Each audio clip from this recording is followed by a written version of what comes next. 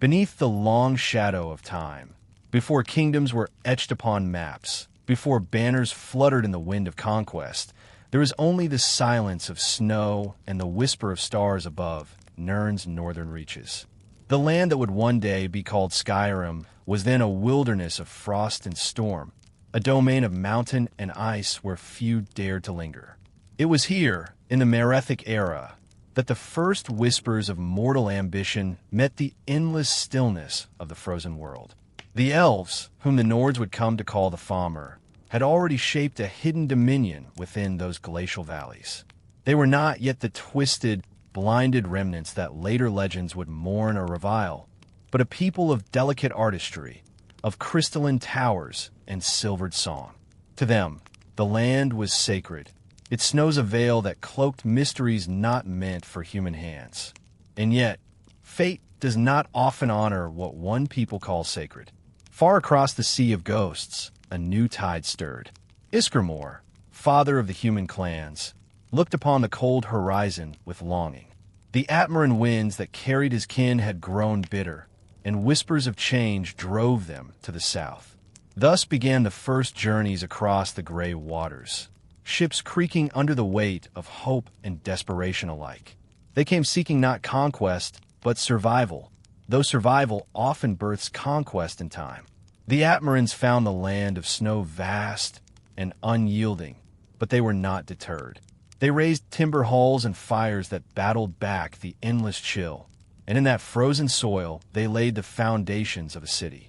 They named it Saarthal, and to their eyes it was not merely wood and stone, but a beacon, a promise that man would not simply endure the frost but thrive within it.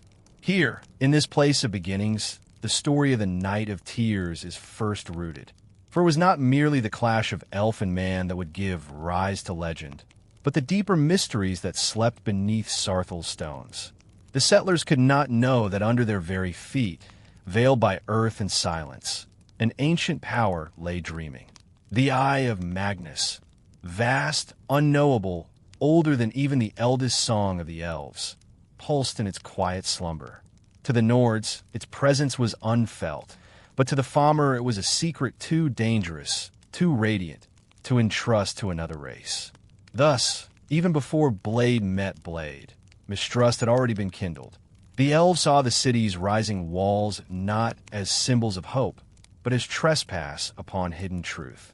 The men who carried wood and stone believed themselves settlers, yet to the Mare they were invaders upon sacred ground. And as the seasons turned and Saarthal grew, so too did the silent resentment of those who watched from shadow. In these days before the great calamity, Saarthal thrived in modest peace. Families gathered around hearths, voices mingled in song, and the laughter of children echoed across the snowdrifts. The Atmarans, hardened by the bitter north, found joy in simple survival, and in each stone set upon another, they felt destiny shaping itself.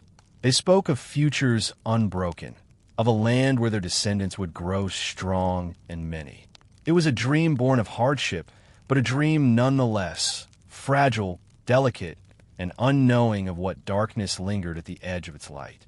And in the quiet hours, when the moons cast pale beams across the newborn settlement, the mountains themselves seemed to watch.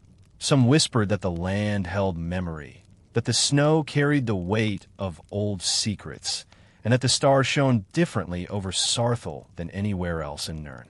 Whether this was mere fancy or some subtle truth, none could say. But the Nords felt the pull of destiny in the marrow of their bones, as though an unseen hand guided them toward glory or tragedy. So it was that the dawn of Saarthal marked more than the founding of a city. It was the first chord in a song that would echo through centuries, sung in voices of blood and sorrow, of triumph and ruin.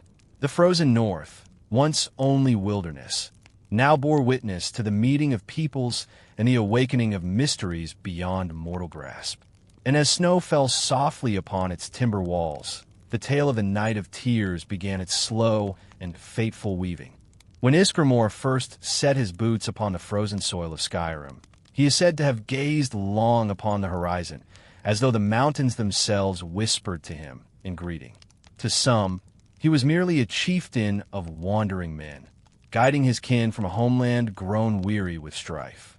To others, he was more, the bearer of destiny, a figure whose shadow would stretch across centuries, entwining itself with both sorrow and triumph. In that first breath of landfall, the fate of Skyrim began to unfold. The voyage from Atmara had not been kind. Ships creaked against relentless waves, and bitter winds lashed the faces of those huddled upon their decks. Many never saw the northern coast, claimed instead by the cruel embrace of the Sea of Ghosts. Yet those who survived found the air sharp with promise. The land was harsh, yes, but also vast and unclaimed, its valleys hidden beneath cloaks of snow. To their eyes, it was a place of renewal, a canvas upon which they might etch their legacy. Ysgramor wasted little time in binding his followers together. With axe and timber, they raised halls of heavy wood, rough-hewn at first, then strengthened with stone. Fires roared defiantly against the dark of long nights, and slowly Saarthal grew into more than a shelter. It became a symbol, a statement carved against the inevitability of winter.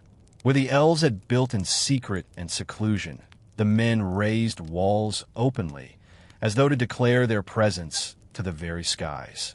The days of those early winters were not without hardship.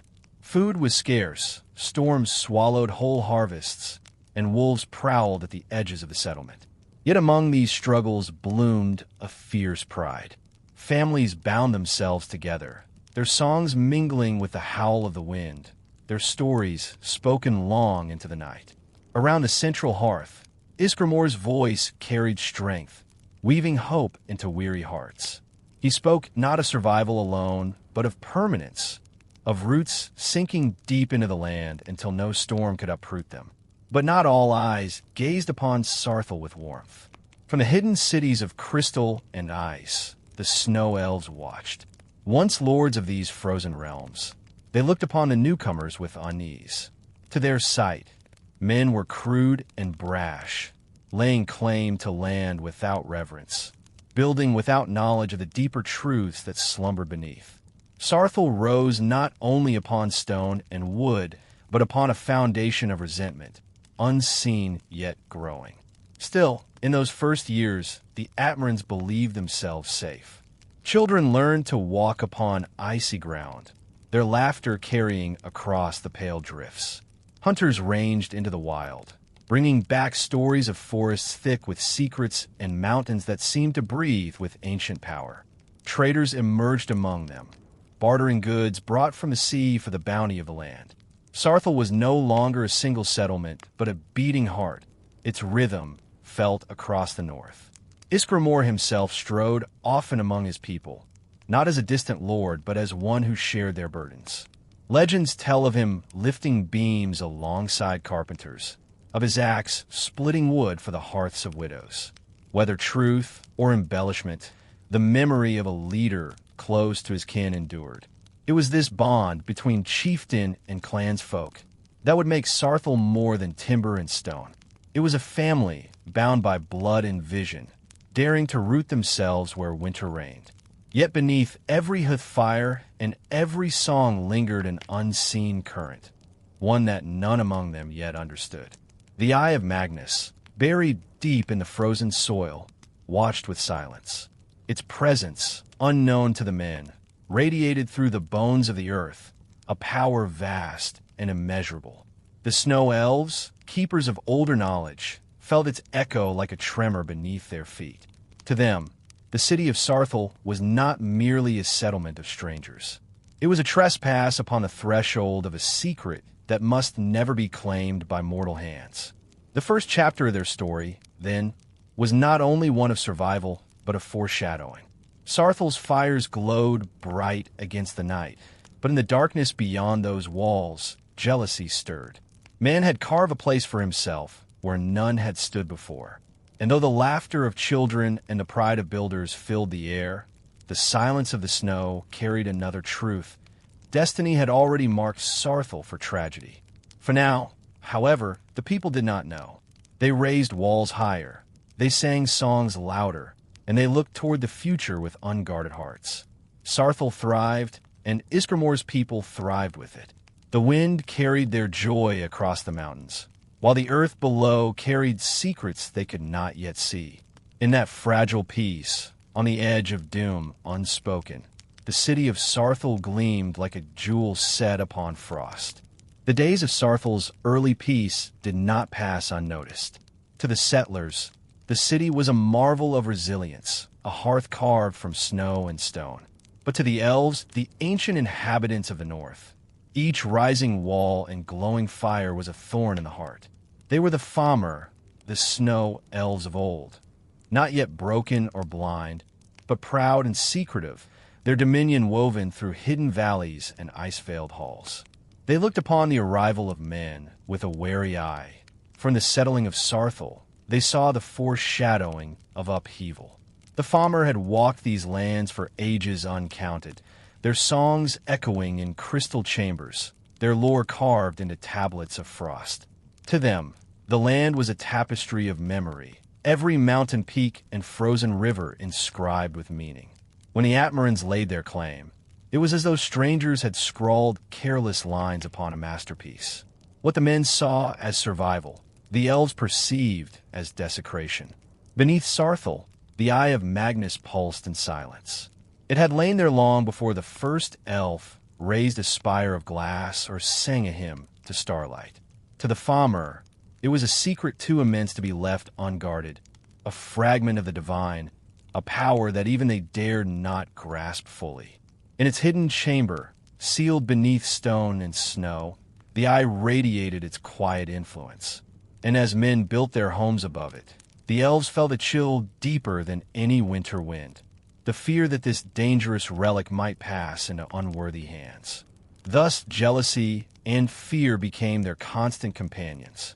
Though outwardly they remained distant, offering neither open hand nor open blade, their silence was not the silence of peace. It was the silence of judgment, of watching shadows where resentment grows. In hidden councils, they whispered among themselves. Who were these newcomers, these Atmaran exiles, to trespass upon such ground? What right did they have to shape halls above the resting place of the eye? In the evenings, when Saarthal's hearths glowed warmly, the Famr stood unseen at the edges of firelight, their pale eyes gleaming from the dark. They listened to the laughter of children, to the voices raised in songs of home, and they felt bitterness coil within them. To hear joy rising from a city built upon their sacred earth was a wound sharpened by each passing day. The Famr's envy was not without reason. They had watched their own dominion diminish, first in subtle ways, then in greater. Other elven kin had risen with towers and empires, while they remained in their cold sanctuaries, guarding mysteries too perilous to share. Men, in contrast, were brash and eager, carving their presence boldly into a land they barely understood. The Famr saw in them not only invaders, but a mirror of decline. For if Saarthal flourished, what place would remain for those who had kept the north in secrecy for so long? Ysgramor and his kin sensed unease, but did not grasp its depth. To them, the Famr were distant neighbors, strange but tolerable. They did not see the storm gathering behind those pale faces, nor did they know how jealously the elves guarded the truths buried below. So the men continued to build, to thrive, and to dream, unknowing that their every step deepened the resentment of those who watched. As months turned to years, the tension grew sharp, though still it lingered beneath the surface, unspoken and unresolved. It was like the creaking of ice over deep water, faint at first, then louder, until one could no longer ignore the fracture forming. Saarthal's people believed themselves secure, but in truth they were living upon a fragile crust, with darkness stirring just beneath. The elves whispered of destiny and betrayal, of power that must be kept from mortal hands. They spoke of the folly of men, of their short lives and reckless ambition, and of the danger that would come should they awaken what was not meant to be awakened. These whispers, sharpened by fear, became vows. And vows, once sealed, do not dissolve with ease. Thus the seeds of tragedy were sown. Saarthal gleamed in winter's light, its fires symbols of hope.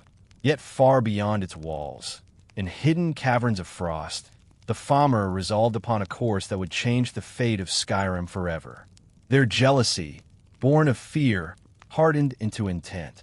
The city that had risen so brightly would be cast into darkness, and the night to come would be remembered in sorrow as long as men drew breath.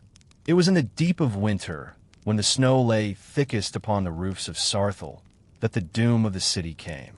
To the settlers, the night seemed no different from countless others. Fires flickered warmly behind wooden walls, voices rose in quiet songs, and the long cold was kept at bay by laughter and companionship. The air was still, as though the very world had paused to listen. Yet beyond the firelight, shadows moved, and in those shadows glimmered the pale eyes of the Famr. For many nights they had gathered in secret, their plans whispered like frost carried on the wind. What had begun as unease had hardened into decision. The eye of Magnus could not remain beneath the feet of men. To allow such a relic to slumber beneath their halls was to invite ruin upon all.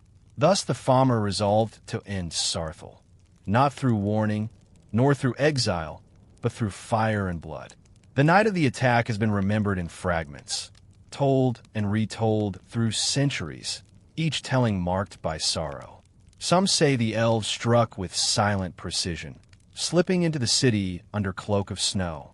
Others speak of sudden fire, of arrows falling like meteors from the darkness, and of screams piercing the quiet hours.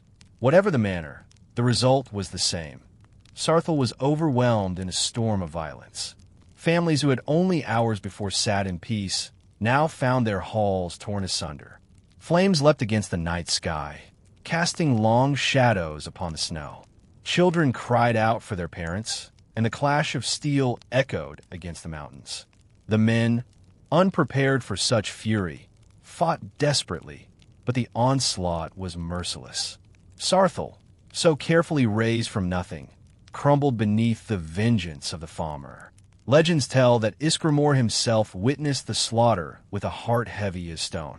He had sought to build a future for his people, yet now he watched that dream torn apart before his eyes. His kin fell around him, struck down in the very halls they had built with their hands. His own sons perished amid the chaos, their blood staining the snow. To see one's children fall is to feel the weight of despair beyond words, and Ysgramor bore that grief as he fled. Some claim he wished to stand and die with his people, but the gods, or fate, carried him away. With only a handful of survivors, Ysgramor fled into the night, the flames of Saarthal burning behind him. Across the frozen land they stumbled, through storm and shadow, the cries of the dying echoing in their ears. The sea of ghosts lay before them, and beyond it, Atmara, the homeland they had left behind. To return was to admit failure, yet to remain was certain death. Thus, sorrowful and broken, Ysgramor turned his gaze once more to the sea. The massacre of Saarthal was more than a battle lost. It was a wound etched into memory, a night so filled with grief that it earned a name whispered even now, the Night of Tears. In those hours, the dream of a peaceful settling was shattered, and in its place rose the fire of vengeance. Ysgramor's heart, once filled with hope of new beginnings, now carried only the weight of loss. And from that weight, a terrible resolve would be born. As the surviving men crossed the waters, the ruins of Saarthal fell silent. The Famr had triumphed, yet even in triumph, shadows stirred. For though they had struck down the city and silenced its people, the eye of Magnus remained beneath the earth, untouched, waiting. And in the centuries to come, the eye would stir once more, reminding both elf and man that destiny cannot be so easily buried. The snow fell thick over Saarthal's ruins, covering blood and ash alike. In time, silence returned to the valley, as though the city had never stood at all. But history remembers. The North remembers. And in every telling of the Night of Tears, one truth remains. That sorrow gave birth to vengeance, and vengeance gave birth to legend. The fires of Saarthal smoldered behind him, But Ysgramor did not look back. To turn his eyes upon the ruin would be to break what little strength remained within him. With a handful of survivors, he pressed northward, the snow biting at their faces, the wind howling with a voice that seemed to mourn alongside them. They were no longer settlers of a new world, but exiles once more, driven from their hopes and dreams by the merciless wrath of the farmer. Each step they took across the frozen land was heavy with grief. The laughter of their children, the warmth of their hearths, the songs that once filled Saarthal, all had been swallowed by silence and flame. In their place came only the echo of screams and the memory of loved ones lost. Ysgramor bore the greatest burden of all, for not only his people, but his own blood had been taken from him. His sons, his kin, his legacy, cut down in the night. To carry such sorrow and still walk forward is no small thing. Yet he carried it, each breath an act of defiance against despair. The sea of ghosts stretched before them, vast and merciless. Its waters churned with ice, and mist curled across the waves like the breath of spirits. To the weary survivors, it was a wall of death. Yet beyond it lay Atmara, their first home, the land they had abandoned in search of a better life. Now they sought its shores not for hope, but for refuge, for a place where they might grieve and gather strength anew. Legend tells that Ysgramor, standing upon the shore, raised his hand to the sea and swore an oath. The words are lost to time, but their meaning endures, that he would not rest until Saarthal was avenged, until the blood of the fallen was answered by the blood of those who had struck them down. The sea of ghosts would not bar his path, nor would sorrow weigh him into silence. He would return. He would come again with strength enough to shatter the halls of the farmer. Their voyage back across the waves was no less perilous than their first crossing. Storms lashed their ships, and icy winds tore at their sails. Many feared the sea would claim them before they reached their homeland. Yet, through the chaos, Ysgramor stood firm, guiding his people with a hand steady as stone. Some say the divines themselves carried his vessel across the raging waters, moved by the depth of his grief and the fire of his vow. Others whisper that it was the eye of Magnus, hidden still beneath Saarthal, whose silent power pulled at the threads of fate. Whatever the truth, Ysgramor and his survivors reached Atmara, though worn and broken in spirit. There, among the familiar mountains and forests of his homeland, Ysgramor walked as one haunted.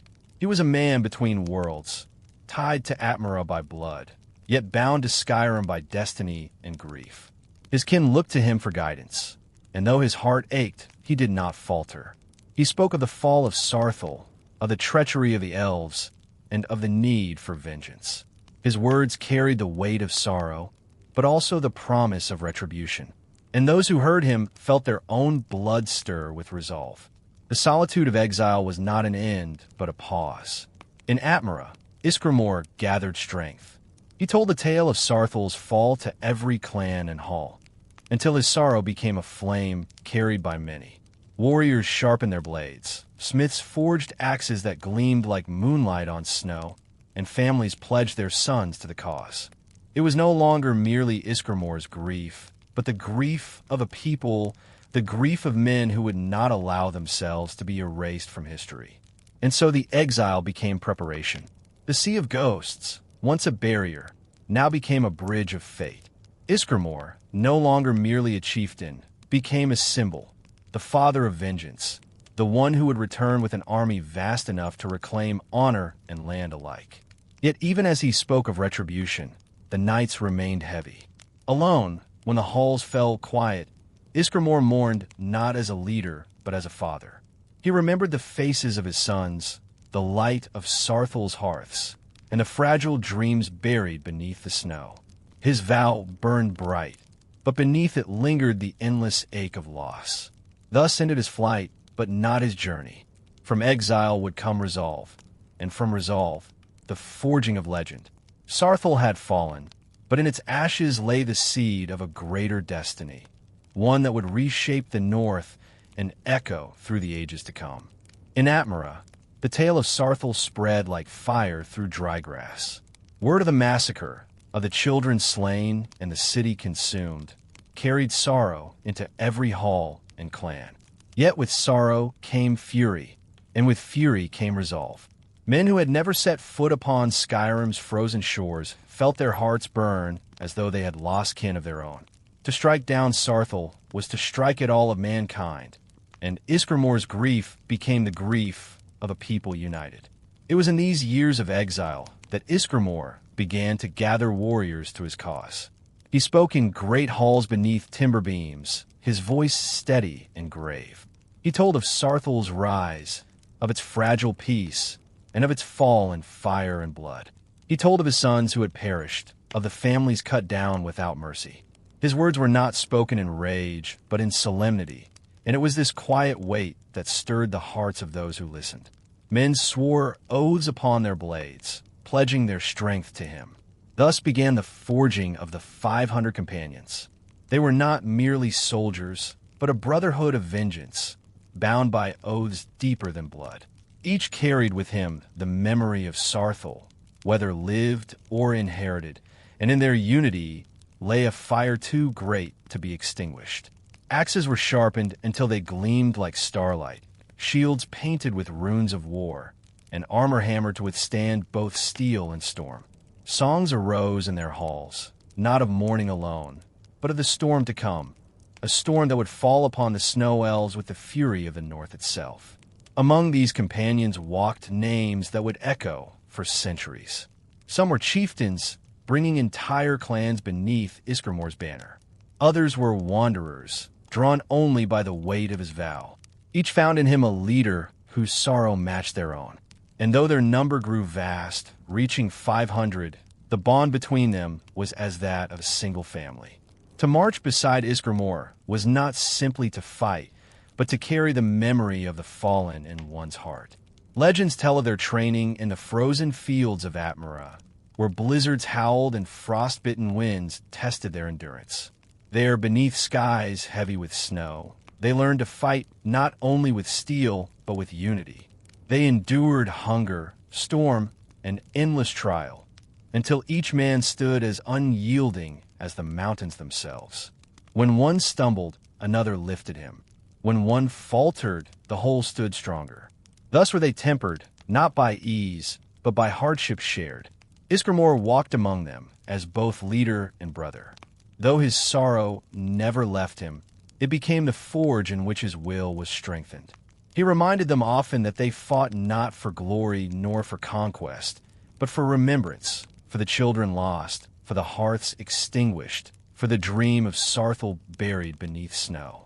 His voice became a beacon, steady as the pole star, guiding the companions through doubt and fear alike. In time, their number stood ready. 500 warriors, each sworn to avenge Saarthal, each bound to Ysgramor's cause.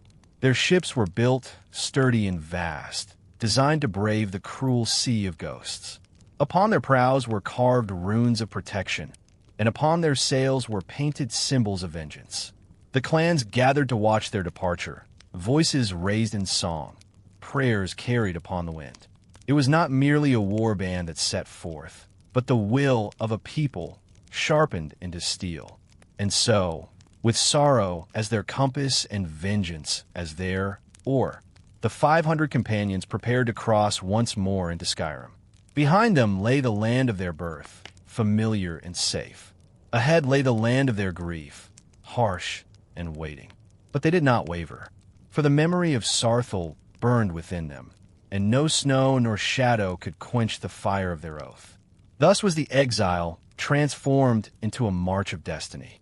Ysgramor, no longer a grieving father alone, had become the father of companions, the heart of a host whose name would never be forgotten. In their departure, the air itself seemed to tremble with promise. Skyrim had cast them out in blood, but they would return in thunder. And when they came, they would not come as settlers, but as avengers. The sea of ghosts stretched before them once more, its waves heaving with ice, its winds howling like the voices of the dead. Yet the companions did not falter. 500 strong, their ships carved through the mists, sails straining against the fury of storm and sea. Where once Ysgramor had fled in sorrow, now he returned in strength. The sea that had carried his grief would now carry his vengeance, and each crashing wave seemed to echo the oaths sworn in Atmara's halls. Legends speak of their crossing as if the sea itself resisted their return. Blizzards rose with sudden ferocity, and icebergs loomed like jagged teeth. Yet the companions pressed on, bound by their vow. When one ship faltered, another drew beside it. When a sail tore, many hands repaired it. Their unity was unbreakable, and it was this bond, as much as steel and courage, that carried them across the ghostly waters. Ysgramor stood at the prow of his vessel, his gaze fixed upon the horizon, unyielding. Behind him, the memory of Saarthal burned. Before him, the land of his grief waited. At last, the mists parted, and Skyrim's jagged coastline rose from the waves. Snow-clad peaks pierced the heavens, and the air carried the sharp scent of pine and frost. For many, it was the first sight of this land. For Ysgramor, it was the return to a place both beloved and cursed. He stepped ashore with heavy boots, driving them into the frozen soil, and declared that men had come not as wanderers, but as avengers. Thus began the march of the companions. The Famr had not expected such a return. To them, Saarthal's fall had been an ending, the erasure of men from Skyrim. Yet in their secret halls of ice and crystal, rumors soon spread of ships upon the horizon, of warriors marching with purpose. Panic mingled with pride, for the snow elves had believed themselves secure. Now the storm they had kindled was returning upon them with thunderous force. The companions advanced through the land like the edge of winter itself. Villages and halls that had once stood silent now trembled as 500 voices raised songs of vengeance. Each step was deliberate, each strike of axe and blade a memory of Saarthal given form. The elves, for all their cunning and numbers, found themselves pressed by a host that would not yield, for to yield was to betray the dead. Ysgramor's leadership burned bright in those days. He fought at the front, his great axe swinging with fury born of grief. Yet his wrath was not wild. It was focused, steady, the wrath of one who knew each blow was not his alone, but carried the weight of all who had perished. His companions followed without hesitation, bound by loyalty as strong as steel. They became more than warriors. They became the storm itself, relentless and unending. Skirmishes turned to battles, and battles to campaigns.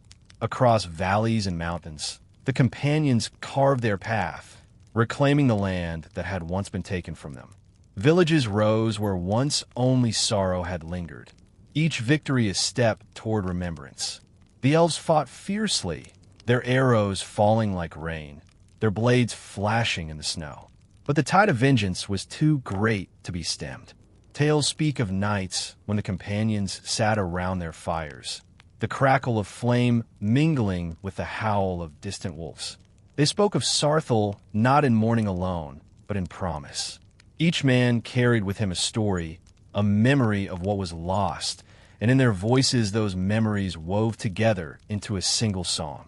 It was said that even the stars seemed to listen, their cold light flickering as though in witness to the march of men. Yet even in triumph, shadows lingered. Ysgramor knew that no battle, no victory could restore what had been taken. The laughter of his sons would never return, nor would the warmth of Saarthal's hearths. Vengeance might cleanse the land of elven treachery, but it could not mend a father's heart. Still, he marched, for to stop would be to abandon not only the living but the dead. And so, with sorrow as his guide and vengeance as his blade, Ysgramor led the companions deeper into Skyrim, their march echoing across mountain and vale alike. Thus began the war that would shape the North, a war not merely of land, but of memory, not merely of steel, but of destiny. The March of the Companions was not a campaign alone. It was the fulfillment of an oath carved into grief. And as snow fell upon their advancing host, history itself trembled, for the fate of Skyrim was being written in blood and frost. The March of the Companions soon grew into a war that shook the very bones of Skyrim. What began as vengeance for Saarthal became a tide that swept across mountains and valleys, carrying with it the fury of men long denied their place in the land. The snow elves, masters of hidden halls and ancient magics, had believed themselves untouchable. Yet they now faced the storm they themselves had summoned, the wrath of Ysgramor and his 500 companions.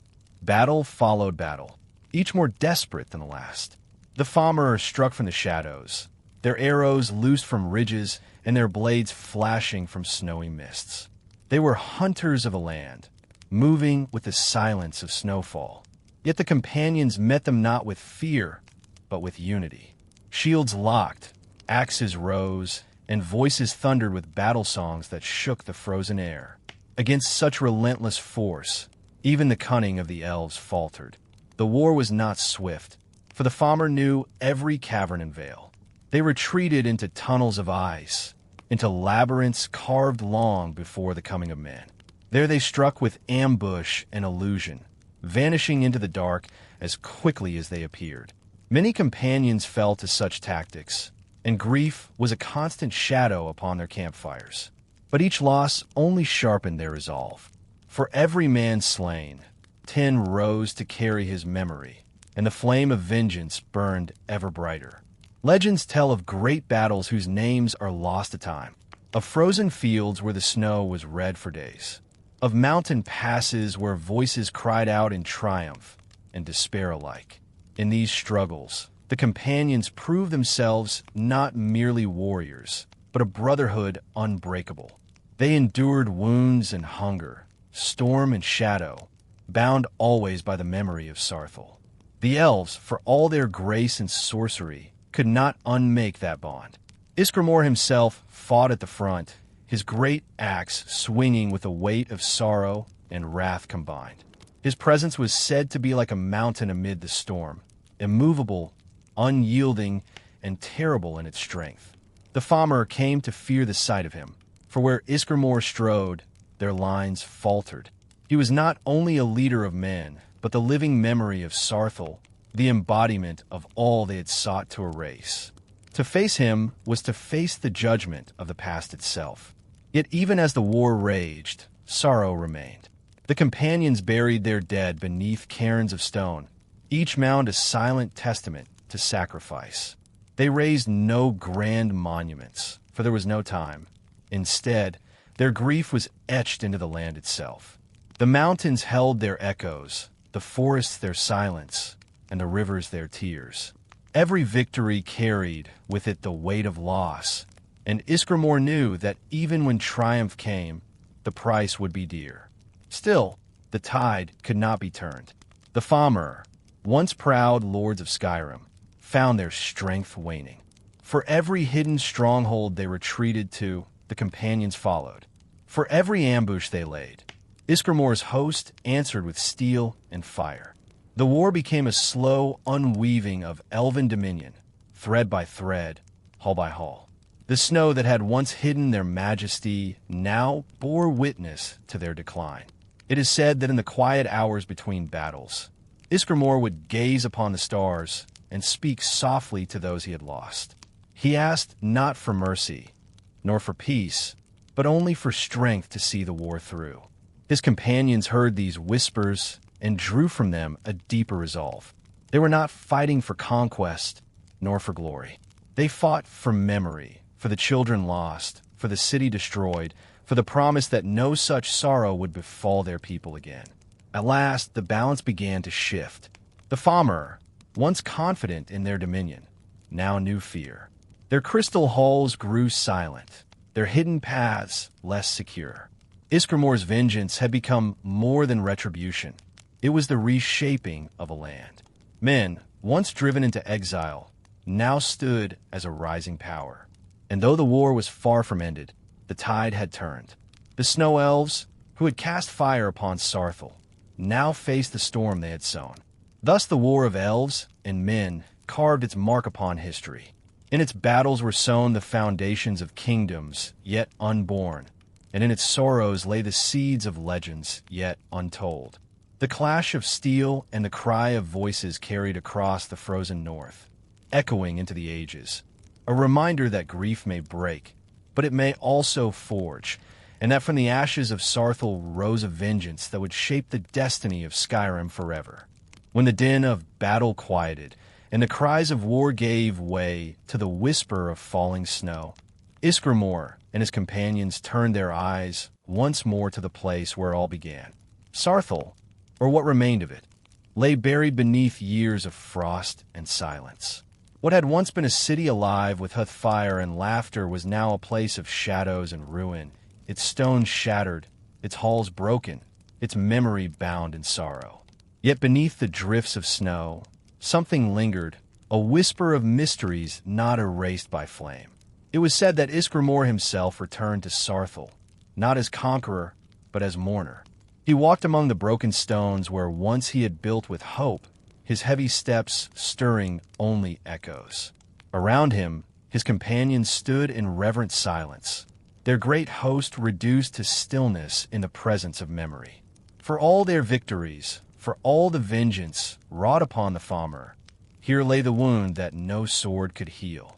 Saarthal was gone, and no battle could restore it. Yet Saarthal was not as empty as it seemed. Beneath its ruins, whispers spoke of chambers hidden deep within the earth, sealed long before Ysgramor's people first raised their walls. The elves, in their hunger for secrecy, had burrowed into the earth to claim treasures of strange and perilous power. In their attack upon Saarthal, some say it was not the city they sought to destroy, but to bury what slept beneath it. The massacre was but a veil for a deeper purpose, the silencing of a secret too vast for men to behold. Among the companions, stories grew of strange lights flickering beneath the snow, of caverns where no frost gathered, of a presence that seemed to pulse within the earth itself. Ysgramor, though heavy with grief, listened with care. He knew that Saarthal's fall had been too sudden, too absolute, to be born only of malice. There was purpose in the elves' fire, a fear so great that they had chosen massacre rather than revelation. In time, Ysgramor ordered that cairns be raised upon the ruins, each stone laid not merely for the dead, but for the memory of the city itself. He commanded that the bones of the fallen be honored, their names spoken into the wind, so that no snow nor silence could erase them. Yet even as his men built these monuments, the whispers beneath Saarthal persisted. Some claimed they felt the earth tremble faintly, as though a great heart beat deep within.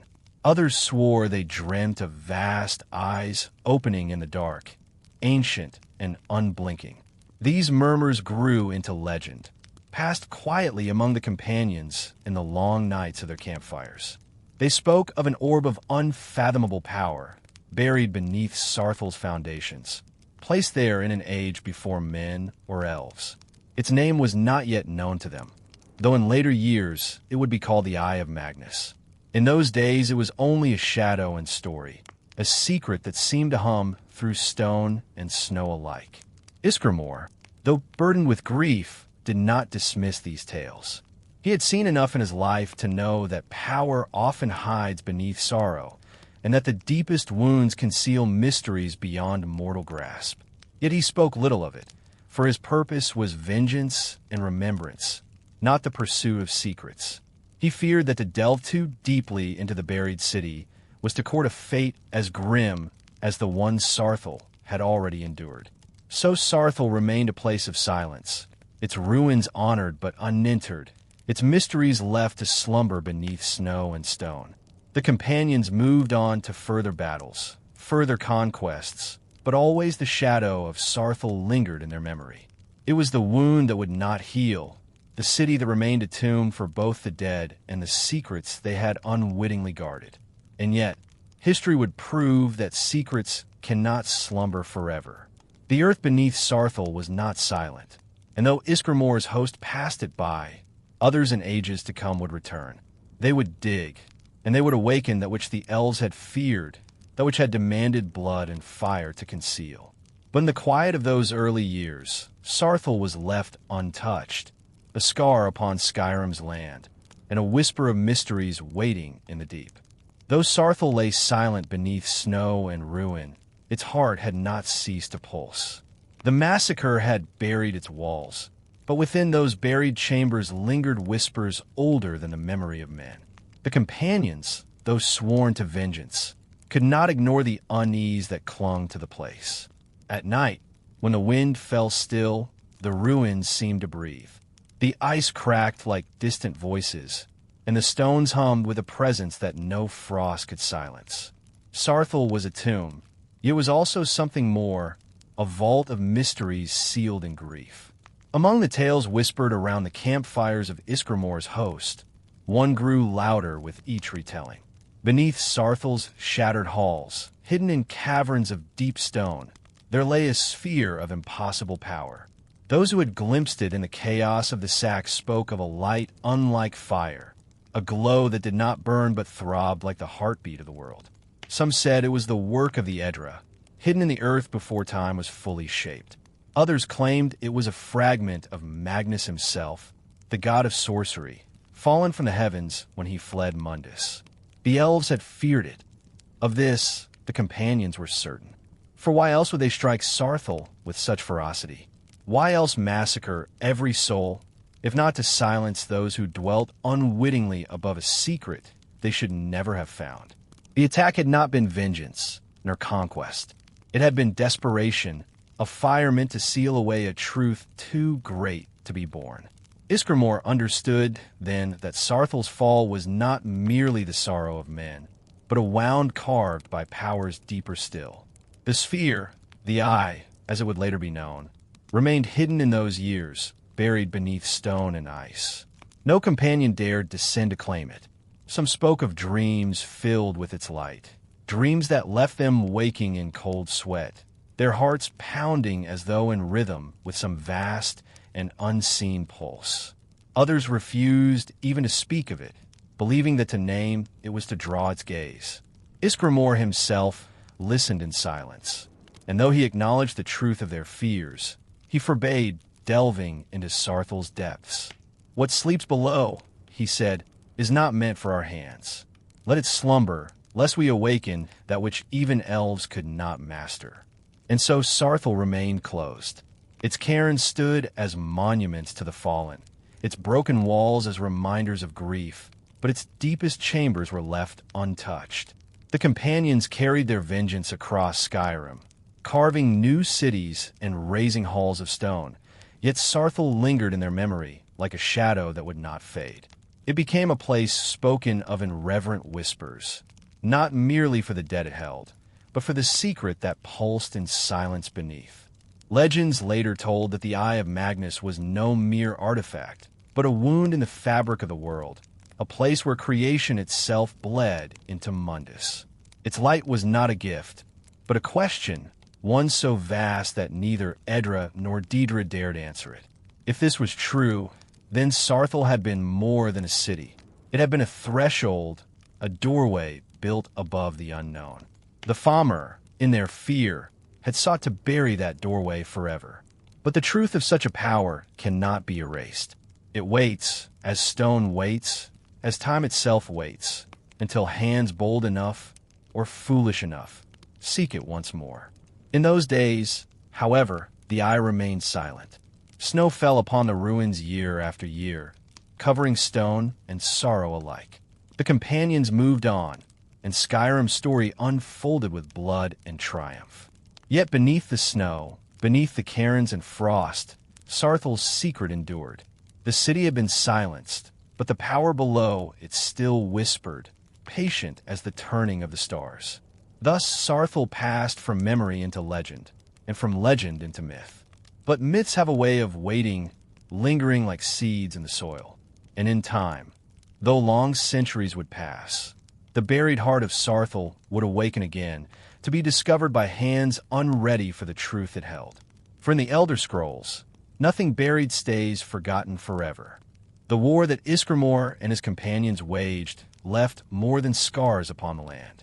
It carved wounds into the very heart of the Snow Elves, who had once walked Skyrim as its masters. For ages uncounted, they had ruled the mountains, their white towers gleaming against the sky, their voices carrying chants of power through frozen valleys. But pride, like glass, can shatter in an instant, and a night of tears began a breaking that no healing could mend. In the early days after Saarthal, the Fomor still believed they could endure. They retreated into strongholds of hidden stone, weaving their sorceries to keep the march of men at bay. But the tide had shifted. Men multiplied, their voices raised in unity, their axes biting deeper with each campaign. The Companions' vengeance became the dawn of a new age, and the elves, once unchallenged, now found themselves ever on the defensive. Legends tell that the Fomor's halls grew dim in those years. Once they had been filled with music, with the sound of silver bells and voices lifted in song. Now they echoed only with the footfalls of warriors and the whispers of despair. For every victory they claimed in ambush or trickery, 3 defeats followed. Their numbers thinned, their strongholds fell, and the land itself seemed to turn against them. Rivers froze deeper, winters grew harsher, and each season claimed more of their strength. Some say the Fomor began to look beyond Skyrim for hope. They prayed to their ancestors, to the stars, to the powers that had once lifted them above other mortals. Yet no answer came. Silence met their cries, and silence gnawed at their hearts. In that silence, despair took root. They were still proud, still graceful, yet their pride had become a mask hiding fear. They knew they were fading, and with each passing year the shadow of Ysgramor loomed larger. The Companions spoke of battles where the elves fought with a desperation more fierce than fire. They flung themselves upon the shields of men as though seeking not victory, but release, their eyes burning with a sorrow too deep for words. Ysgramor himself saw it, and though he gave no mercy, he understood. These were a people who knew their ending had begun, and who fought not to win, but to deny the inevitability of loss. It was in this age of decline that the first whispers of their exile began. Not all Fomor remained upon the surface. Some, broken and weary, turned to ancient allies for refuge. Beneath the mountains lay the vast halls of the Dwemer, the deep elves, whose cities pulsed with strange light and whose minds pursued mysteries beyond mortal ken. The snow elves, desperate and fading, bent their pride to seek the Dwemer's aid. In that choice lay the seed of their undoing, for the Dwemer's bargains were never made without cost. But before that fateful descent into darkness, the Fomor clung to their last shreds of dominion. Their towers stood like pale bones against the sky, silent and brittle, while their warriors haunted the forests and mountains with eyes hollow from loss. They were no longer lords of the land, but shadows of their former selves. And in those shadows, fear grew. Fear not only of men, but of the future itself. For they knew that time, once their ally, had turned against them, and that the song of their people was waning into silence. Thus began the slow breaking of the snow elves, a decline not of sudden ruin, but of endless erosion. They did not fall in a single battle, nor in a single season, but in the weary passage of years that stripped them of pride, of place, of hope. Saarthal had been the spark, Ysgramor the flame, and time itself the wind that fanned it. Together these forces reduced a people of majesty to a people of desperation, and desperation would soon lead them into darkness deeper than any night. In the long winters that followed the fall of Saarthal, the snow elves dwindled. Their numbers thinned like frost beneath a rising sun, and despair drove them to choices once unthinkable. The proud lords of Skyrim, who had sung to the stars and shaped towers of ivory stone, found themselves hunted, harried, and broken. Each passing year made their survival more tenuous, and the majesty of their people slipped further into memory. It was then, in their weakness, that they turned to the Dwemer. The deep elves, masters of subterranean cities, cared little for the struggles of surface wars. They lived in halls of brass and stone, lit by strange lamps and powered by secrets older than even the oldest of snow elves could name. Their hearts were not given to mercy, but to craft and calculation, and their aid was never freely given. Yet to the Fomor, any hand held out in those years seemed salvation.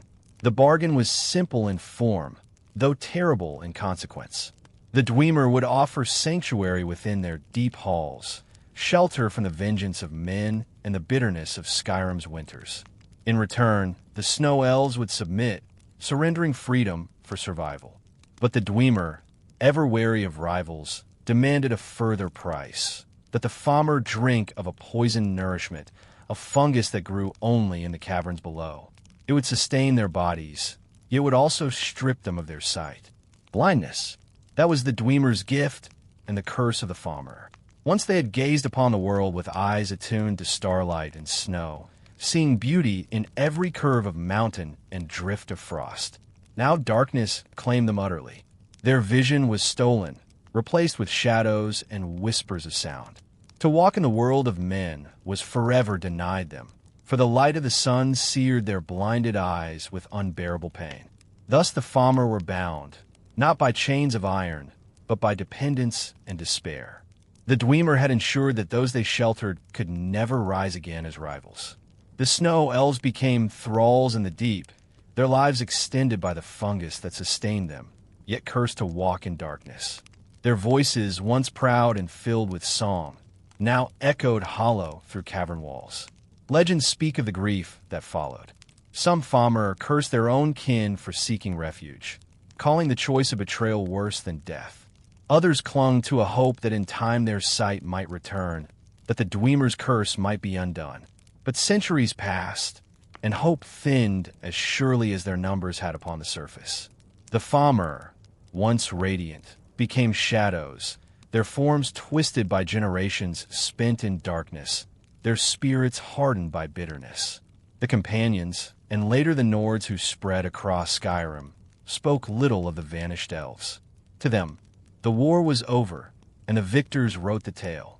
Few remembered that the Famr yet lived, hidden deep beneath the earth. Fewer still understood the price they had paid for their survival. To the surface world, they had faded into myth, a people forgotten. Yet beneath the mountains, their story had only grown darker, more bitter, more twisted with each passing age. It is said that the blindness of the Famr was more than physical. In losing sight of the world above, they also lost sight of who they had once been. Memories of their towers, their songs, their place among the stars, all withered like leaves in frost. They became creatures of survival, shaped by the harsh silence of the deep. In that silence, hatred took root, not only for men, but for the Dwemer who had bound them, and even for themselves. Thus was sealed the fate of the Snow Elves. From lords of light, they became prisoners of darkness, their history broken, their legacy buried. The bargain they struck in desperation had not saved them, but transformed them. And those centuries would pass before their name would again be spoken with fear. The shadow of their choice lingered like a wound. For the Famr had not vanished. They had only gone below, waiting, watching, and changing in ways no one upon the surface could yet imagine. With the Snow Elves broken and the companions triumphant, Skyrim entered an age of new beginnings. The grief of Saarthal had not faded. It never could. But Ysgramor and his kin pressed onward, shaping a world that would bear their mark for millennia. From the ashes of loss rose the foundations of a nation, built not merely on vengeance, but on the will to endure. Where once stood the scattered settlements of Mer, now rose the strongholds of men, each stone laid as a testament to survival. Ysgramor himself was no longer only a warrior. He became a father of kings, a figure whose name carried weight beyond the clash of swords. In him, his people saw the embodiment of their resilience, a man who had lost his home, who had borne exile, who had seen his kin slain, and yet who had returned to carve a place for them in the world. His voice, deep and solemn, carried not only command but remembrance. Each hall he raised, each cairn he ordered built, was touched with reverence for the fallen and with hope for those yet to come. The companions who had followed him across the sea grew into more than a band of avengers. They became the heart of a tradition, warriors bound not by conquest, but by oath to protect, to endure, to honor the bonds of fellowship. Their tales spread across Skyrim, carried in the mouths of skalds, sung by firelight in halls of timber and stone.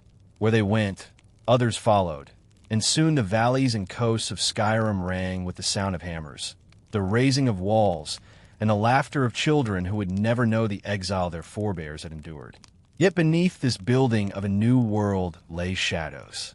For though the Falmer had been driven beneath the earth, their story was not ended. And though Ysgramor's people flourished, they could not entirely forget the sorrow that had given them their strength. Saarthal remained in memory, its ruins snow-shrouded and silent, a reminder that even triumph is born from grief. Ysgramor himself, in his quiet moments, is said to have walked among its cairns, laying his hand upon the stones as one might upon the brow of a sleeping child. To him, victory and loss were inseparable, bound together like the warp and weft of a tapestry. His sons, too, carried his legacy. Ingall, valiant and bold, fell young, his death mourned across the land. The sea took him, and with him it seemed to take a portion of Ysgramor's heart. Yet others endured, Ilger, Sigdis, and more whose names would echo through Skyrim's long halls. They raised fortresses, founded clans, and bound men together in unity that the elves had never achieved. From their line and their strength would rise the jarls and kings who claimed Skyrim as their birthright. It is said that Ysgramor lived long, longer than most men, though even he could not defy the passage of years. In time his hands grew heavy, his stride slower, his voice softer with memory. But his spirit never waned. When at last he laid down his axe and went to Sovngarde, he did so not as a man undone by age, but as a father whose work had been fulfilled. His people had a home, his companions had built a legacy, and the name of man rang clear in a land once dominated by Mare. Thus began the shaping of Skyrim, a land forged in blood, in exile, and in return. Ysgramor's line became the root from which kingdoms grew, his companions the heart from which legend spread. And though ages would pass, though empires would rise and fall, his shadow never truly left Skyrim. In every hall built of stone, in every song sung of homecoming, the memory of Ysgramor lingered like a star seen faintly through the veil of snow. In the years after Ysgramor's passing, Skyrim entered an age of both growth and uncertainty. The land was vast, its mountains unyielding, its winters severe. Yet the sons and grandsons of Ysgramor carried forward his vision, spreading across valleys and coastlines, each seeking to carve a hall that would endure beyond their lifetime. What had begun as the dream of one man became the shared labor of an entire people, and with each stone raised, the mark of men grew deeper upon the land. The companions remained the heart of this new order. Though their founder was gone, their oaths endured. They stood as living symbols of unity, warriors bound not to a single jarl or king, but to one another, to the memory of Saarthal, and to the legacy of Ysgramor. Their tales became the measure of heroism, their names spoken with reverence by skalds whose voices carried through every hall. To be counted among them was an honor greater than gold, for it meant to stand in the shadow of the Harbinger and to carry forward the spirit of his vengeance, turned into guardianship. Yet as the halls of men multiplied, so too did rivalries. Each son of Ysgramor bore the blood of a leader, and each believed himself destined to shape the fate of Skyrim. Their descendants, in turn, sought not only to honor their forebears, but to expand upon them, to raise halls larger, to claim lands broader, to rule with voices louder. And so the seeds of division were sown. What began as the branching of families into clans became, in time, the rise of jarldoms, each proud, each certain of its right to rule. Still, in those early days, the divisions were tempered by the memory of unity. The Falmer had not yet been entirely forgotten, and though they lurked far beneath the earth, their specter haunted the minds of Nords.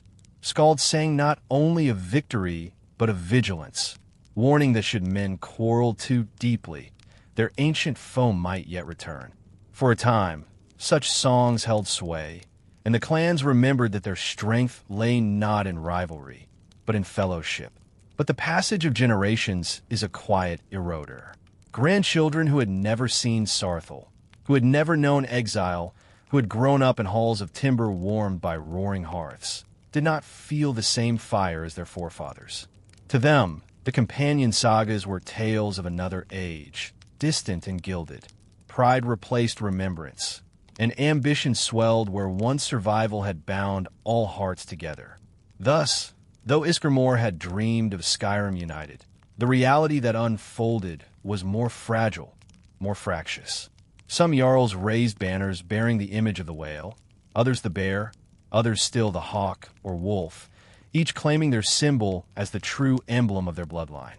Raids between clans grew common, not out of necessity, but of pride. Skalds who once sang of unity now turned their voices to the glories of their patrons, weaving verses that praised one hall while mocking another. And though the companions stood apart from such quarrels, they could not halt them, for the will of kings and jarls was not easily checked, and the lust for power is a fire that consumes even stone. Yet through it all, the spirit of Ysgramor endured like an ember beneath snow.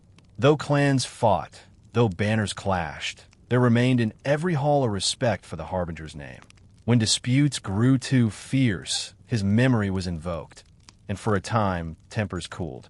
His cairn became a place of pilgrimage, where warriors sought guidance in dreams, and where jarls swore oaths of brotherhood before breaking bread with rivals. It was not unity, but it was enough to keep Skyrim whole through its earliest centuries. Thus were the foundations of the Nordic kingdoms laid, not upon perfect harmony, but upon a balance between rivalry and remembrance. From these early jarldoms would rise heroes and tyrants, poets and warriors, each shaping the destiny of Skyrim in their own way. And though their struggles would one day lead to greater divisions, for now they stood as the living legacy of Ysgramor, his blood flowing in their veins, his shadow cast long across the snows of the north. While the Nords spread across Skyrim, raising halls and binding clans, another story unfolded in silence far below. Deep within the endless caverns of Nirn, where the light of Magnus could never reach, the snow elves endured their exile. Though the surface world spoke of them as though they were gone, they lived still, twisted not by death, but by the cruel bargain they had struck with the Dwemer. At first, their blindness was only physical.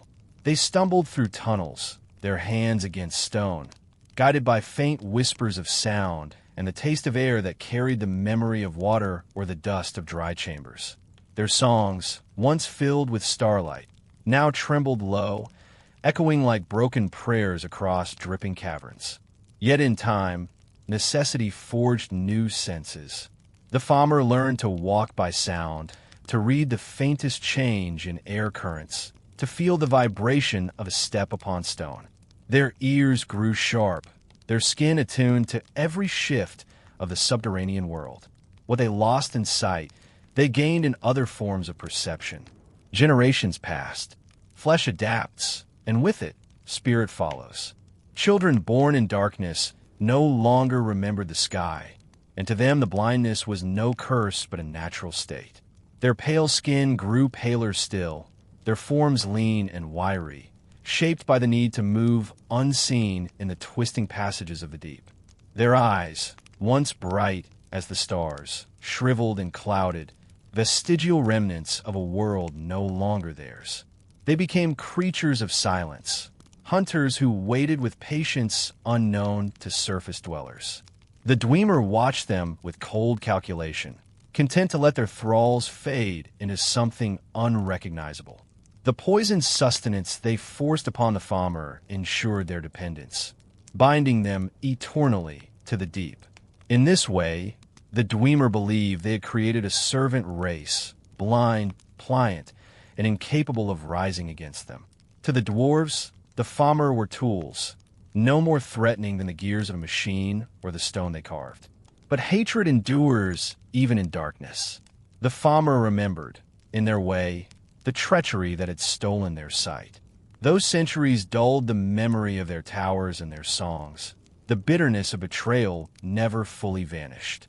In their whispered tongue, passed from parent to child, The word for Dwemer became not master but curse. In secret, they dreamed not of the surface, for that had been lost to them, but of vengeance in the caverns themselves. Still, they were not yet the Famr of Nightmare. In these early ages, they were a people in transition, clinging to fragments of who they had been while slowly becoming something else. They crafted crude shelters of stone, raised shrines in memory of forgotten gods, and hunted the creatures of the deep with cunning and stealth. Their lives were harsh, their world unyielding, but they endured. And endurance, in time, would give way to something far more dangerous. Legends speak of the moment when their transformation became irreversible. It is said that one clan, wandering too far into the depths, stumbled upon a cavern so vast that its walls were lost in shadow. There they found creatures twisted beyond comprehension, beasts that had never seen the sun, whose forms were shaped by ages of isolation. The Famr learned from these beings, studying how they stalked and killed, how they thrived in eternal night. From them, the Snow Elves took new methods of survival, and in doing so, shed still more of their old identity. Above, the Nords spoke little of the vanished elves, dismissing them as ghosts or myths. But beneath the mountains, the truth was far stranger. A people once radiant had become creatures of darkness, their story hidden, their suffering unseen. The Famr were no longer elves as men understood the word, nor yet the monsters they would one day become. There was something in between, caught in the long twilight of transformation. And so, while Skyrim's Jarls quarreled and the companions sang their sagas, the earth kept its secret. The Famr lived on, their hatred simmering, their forms changing, their memories fading like smoke. In silence, in shadows, a new kind of people was being forged, one that would outlast even the Dwemer themselves. In the endless black of the subterranean world, centuries moved like slow rivers of stone. The Famr, blind and estranged from their past, grew ever more bound to the deep. Their children no longer asked what the sky was, for they had no memory of such a place. Instead, they asked where the streams led, which tunnels carried safe passage, which echoes foretold prey or predator. Their world had narrowed, but within that narrowness, they became masters. Hunger ruled their lives. With every passing generation, their reliance upon the Dwemer's tainted sustenance deepened, binding them to their captors with invisible chains. The poison robbed them of choice, twisting their flesh, dulling their memories, ensuring their weakness. Yet in silence, beneath the watchful eyes of their dwarven overlords, they learned patience. They became as shadows within stone, biding their time. The Dwemer scarcely regarded them as more than vermin. Cold of heart, the deep elves measured worth in metal and mechanism, not in spirit or memory. The Famr tended their forges, carried their burdens, cleaned their halls. Unseen, unheard, unvalued. To the Dwemer, the Famr were not even slaves worthy of fear. They were as ants, blind and fragile, unable to rise above their station. Yet in this arrogance, the dwarves sowed the seeds of their own undoing. For though the Famr's eyes were blind, their hatred never was. Within their hidden gatherings, whispered in tones softer than the drip of water from stalactites, the Famr shared fragments of memory. Tales of the sun were spoken as myths, of skies that shone with fire and seas that mirrored eternity. Some among them believed these stories lies, half-dreamed inventions of elders desperate to weave a lost identity. Yet even if they doubted, they carried the words forward, like embers cradled in ash. To remember was to resist, and even false memory had power. In time, they began to carve, not with the delicacy of their ancestors, but with desperate strokes upon cavern walls. Crude figures, jagged spirals, eyes scratched out or rendered as hollow circles, symbols of their curse. These carvings became their scriptures, silent declarations that they still endured. To look upon them was to feel the weight of grief, but also the echo of something that refused to die. And though they lacked sight, their other senses grew beyond the imagining of surface dwellers. They could hear the heartbeat of a lizard crawling upon stone, Feel the warmth of another's breath in utter blackness. Smell the faintest trace of or carried on underground winds. To them, the dark was not emptiness but a canvas, painted with sound and sensation. In this mastery of shadow, they found strength that the Dwemer could not comprehend. Legends speak of one figure among them, unnamed in surface histories, remembered only in whispers. He was said to be the first to call openly for rebellion, not with shouts, for shouts carried far, but with silence. His teachings were simple: endure, learn, and when the time is right, strike. Though most Falmer dismissed him as a dreamer, his words took root in the hearts of a few. Hatred is a patient seed, and in the cavern soil, it grows deep. Yet rebellion did not come. Not yet.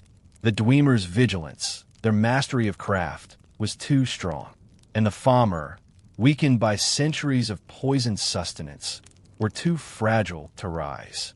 Their vengeance remained a murmur, a prayer unfulfilled. But prayers, whispered long enough, have a way of shaping the world. Above, the Nords knew nothing of this. They feasted, they quarreled, they raised their jarldoms in pride. They thought their ancient foe gone, consigned to myth. But beneath their feet, unseen, the Falmer were becoming something altogether different. Not elves, not slaves, but shadows sharpened by hunger, hatred, and time. And so the forgotten depths kept their secret.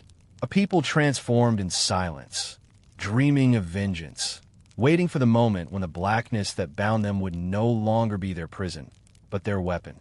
The disappearance of the Dwemer remains one of the greatest mysteries of Nirn. Scholars, priests, and dreamers alike have sought to unravel its cause. Yet the truth has eluded even the wisest of chroniclers. Some claim the Deep Elves sought to unmake the world itself. Others whisper of divine punishment, and still others believe it was their own hubris that consumed them. Whatever the reason, one thing is certain. The Dwemer, who had endured for ages beneath the mountains, were gone in a single, terrible instant. The silence that followed was like nothing the Falmer had ever known. Where once the echo of hammers, the hiss of steam, and the drone of machinery filled the caverns, there was now only stillness. The forges stood cold, the halls abandoned, the great stone cities of the Dwemer left empty, as though their people had simply stepped outside and never returned. For the first time in centuries, the Falmer stood unbound. Their masters vanished without a word. Freedom, however, was not the blessing it might have seemed. The Falmer were blind, broken, and diminished by generations of dependence. The poisons that had been their sustenance had left their bodies weak and their spirits hollow. They did not know how to live without their masters' cruel provisions. To walk into the empty halls of the Dwemer was to find not triumph, but desolation. The great machines that had once enslaved them now stood silent, incomprehensible relics of a vanished race. At first, confusion reigned. Some Falmer believed the Dwemer had gone to war in distant lands and would return. Others claimed they had ascended to the realm of their gods, leaving their thralls to wander abandoned halls as test or punishment. A few whispered that the Dwemer still lived, hidden in unseen chambers, watching to see what their blind servants would do. Fear and uncertainty bound the Falmer in hesitation. But hunger is a teacher stronger than fear.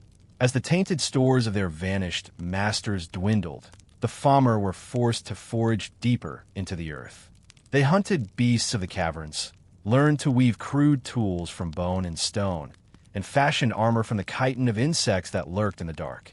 Slowly, painfully, they remembered something their ancestors had once known: how to survive by their own strength. It was in this crucible of necessity that their hatred hardened into resolve. For centuries they had been bent, made weak, made to kneel. Now, with the Dwemer gone, they saw themselves not as victims of fate, but as inheritors of the deep. The halls of their captors became theirs. The machines that once ground them into silence became their new lairs. Though they could not wield the forges or master the secrets of brass and steam, they learned to inhabit the ruins as hunters inhabit a cave. The Dwemer were gone. but their shadow became the Famer's dwelling place. Above, no Nord knew of this change. The Jarls quarreled and kings rose, oblivious to the transformation below. In taverns and longhouses, the Dwemer's disappearance was little more than a curiosity, a tale for wandering scholars. Few guessed that in the darkness beneath their feet, a blind people were awakening, a people who had been broken, and yet, in the absence of their masters, were becoming something terrible. It is said that in those first years after the vanishing, the Famer began to carve new songs upon stone. No longer prayers for deliverance, but oaths of vengeance. Their blind eyes could not see the words, but their hands knew them, and their hearts beat in rhythm with the promise they etched. The Dwemer had been taken from them before their vengeance could be wrought, but there were still others above, others who had stolen Saarthal, others who had driven them into the earth. Against them, the Famer turned their thoughts. Thus, the vanishing of the Dwemer became the bitter gift of freedom, a release that was no mercy, but a call to transformation. The blind elves of the deep were free at last, but their freedom was not gentle. It was sharp, like a blade drawn across old wounds, reopening pain and giving birth to wrath. The Dwemer were gone, but their absence left behind a silence in which hatred could grow unchecked. And in that silence, the Famer became more dangerous than ever before. The years following the Dwemer's vanishing were not kind to the Famer. Though freed from their bondage, they were left with nothing but shadows, memories, and hunger. Yet it is often in the harshest crucibles that new forms are born. Stripped of their masters, the Famer faced a world that demanded transformation or death. They chose transformation. The caverns became their kingdom. Vast hollows stretched beyond imagination, tunnels winding endlessly like the veins of the earth. Here, they learned to walk as predators. Their feet grew silent, their movements fluid, guided by the echoes that danced across stone. In darkness deeper than night, they learned to wait, to listen, to strike with sudden precision. What once had been weakness, blindness, became their weapon. A Famer could hear the trembling of a creature's breath from across a cavern, could sense the vibration of a heartbeat carried through rock. Where surface dwellers stumbled blind in the black, the Famer hunted with unerring grace. They fashioned weapons from what the deep provided. Spears carved from bone, blades chipped from stone, arrows tipped with chitin. Their armor was crude, yet it served, chitinous shells gleaming faintly in torchlight like the husks of beetles. They painted themselves with ash and fungus, disguising their pale forms against the walls of their caverns. To their prey, they were ghosts, appearing without warning, striking with cold efficiency. The first of their prey were beasts, lizards, insects, and the blind serpents that slithered through underground lakes. Yet in time, they turned to other dwellers of the deep. Goblins and trolls who wandered too close became food and trophies. Shorus, terrible creatures of the abyss, were tamed by their cunning. It is said the Famer learned to bind these monstrous insects, using their venom and their strength in war. With the Shorus at their side, they ceased to be merely survivors. They became lords of the caverns. Yet survival alone did not define them. In the silence left by the Dwemer, the Famer wove new rituals. They sang not of the stars, for the memory of starlight was fading, but of stone and shadow, of blood and vengeance. Their gods were no longer radiant beings of the heavens, but the nameless powers of the deep, the drip of water, the tremor of earth, the endless hunger of the black. In their shrines of crude rock, they offered the bones of their prey, whispering prayers of hatred that echoed like faint winds through hollow tunnels. Above, the Nords still knew nothing. They spoke of Saarthal in hushed voices, of Ysgramor and his 500, but they did not imagine that their ancient foe endured. When a hunter disappeared in the mountains, when a traveler vanished in the passes, they blamed wolves or storms. None guessed that the shadows beneath their feet stirred with life, that a blind people had risen into hunters more fearsome than wolves and more patient than snow. The Famer did not yet return to the surface. Their strength was not yet great enough, their numbers still too few. But their hearts turned upward with every whispered tale of Saarthal, every crude carving of a burning hall, every oath spoken in darkness. They would reclaim nothing of their old world. The sky was lost to them forever, yet they would take something else in its place. Vengeance, sharpened by centuries of silence. Thus, the Famr entered a new age. No longer slaves of the Dwemer, no longer half-starved remnants of a brighter past. They became hunters of the abyss, masters of silence, predators of the unseen. They were no longer elves in the eyes of gods or mortals. They were shadows given form, born of grief, shaped by hatred, and sustained by hunger. And though the surface still slept in ignorance, the time was drawing near when the blind hunters would no longer be content with shadows alone. The tale of Saarthal, though rooted in ancient blood and sorrow, is never truly ended. For even as centuries passed and the blind Famr sank deeper into shadow, the ruins of that first city remained, buried beneath snow, whispered of in legend, haunted by the memory of fire and tears. The Nords, in their songs, exalted the courage of Ysgramor and his 500 companions. They spoke of vengeance taken, of justice wrought upon the elves who dared to defy them. Yet for every song of triumph, there lingered silence, an absence where the voices of the slain might have been.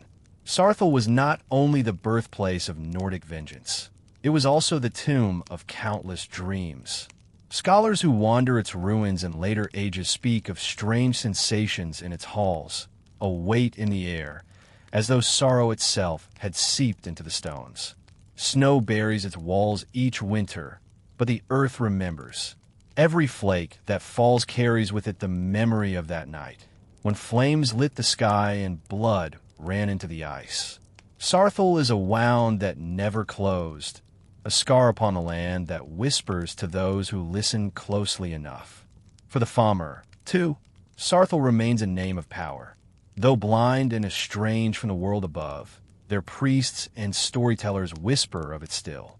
They do not remember its true streets or its temples. They know it as a symbol, a moment when the tide of fate turned against them. In their darkest rites, when they call upon the nameless gods of stone and shadow, they speak Saarthal's name as curse and promise alike. Curse, for it marked their fall.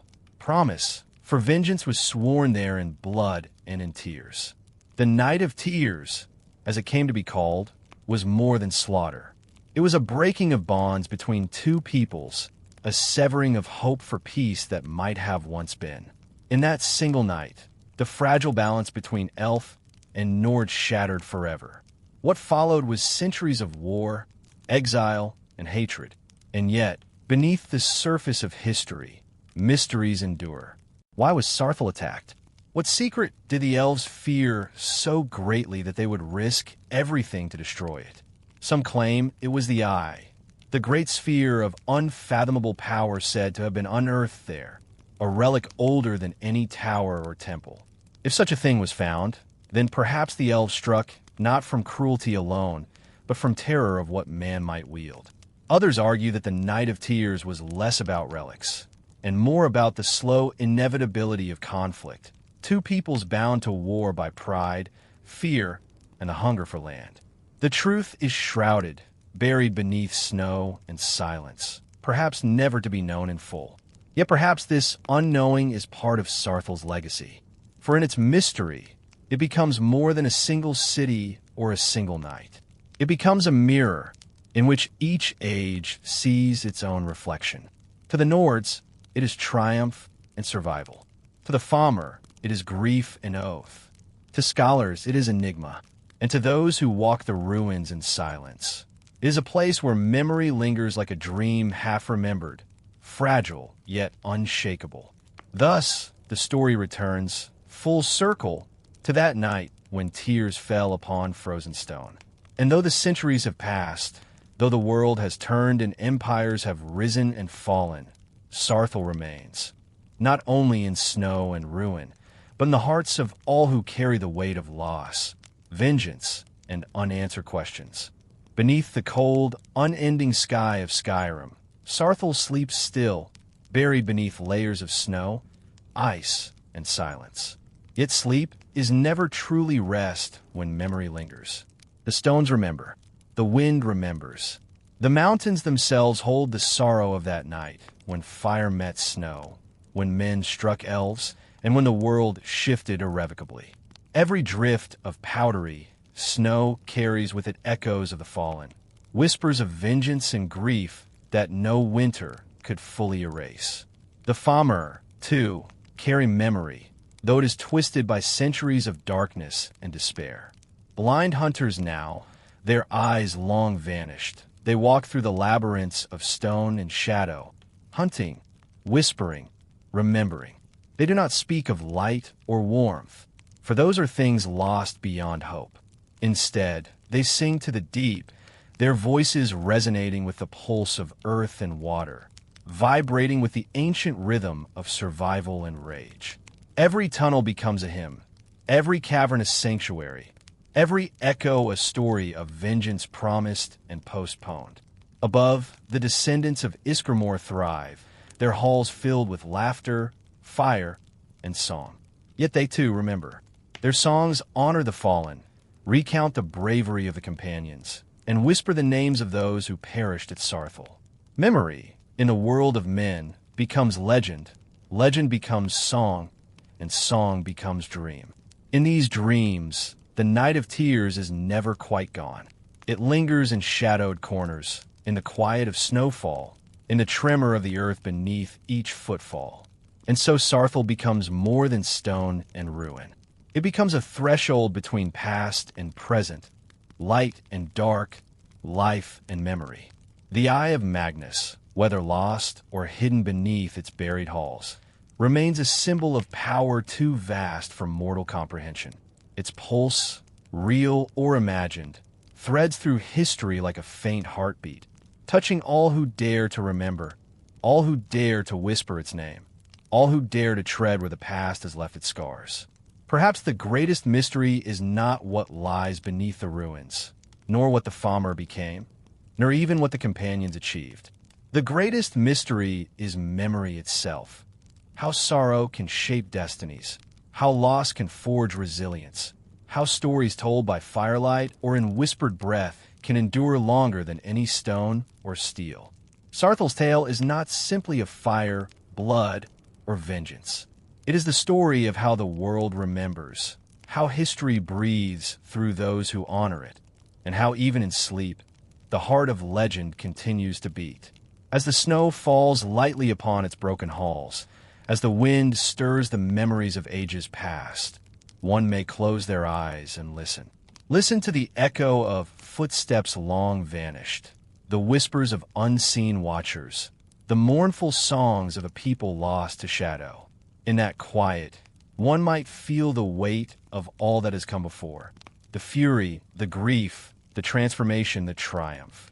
And in that weight, one may find the strange comfort that comes from knowing that stories endure, that memories persist, and that even in darkness, the pulse of the past continues to beat. So sleep, gentle listener, as Saarthal sleeps beneath the snow. Let your mind drift among the stones, among the whispers, among the echoes of tears. For in dreaming, the night of tears endures not as horror, but as memory, as legend, as meditation. And the mysteries of that ancient city, lost to time and frost, remain waiting, patient and eternal, beneath the ice.